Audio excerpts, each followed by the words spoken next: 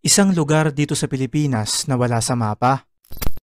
Mga kaibigan, isa ito sa pinakasikat na kwento sa ating Philippine folklore na kilalang kilala lalo na sa Samar na tinatawag na Biringan City.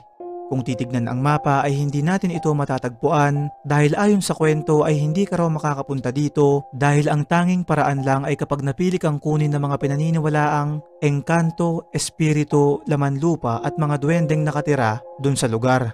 Sinasabing may mga tao na raw ang nakapunta sa Biringan at hindi na kailanman nakabalik at pinaniniwalaan din ng iba na may mga lagusan daw sa Samar papunta sa nasabing lugar.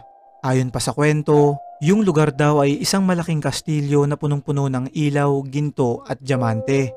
Noong 2009 nga ay may ginawang supernatural horror film patungkol dito na pinamagatang T2. At doon ay may isang scene kung saan may pinakitang isang malaking syudad at yun ay ang pinaniniwalaang Biringan City. Para sa mga kaibigan nating taga-Samar dyan, ay meron ba kayong alam na kwento patungkol dito?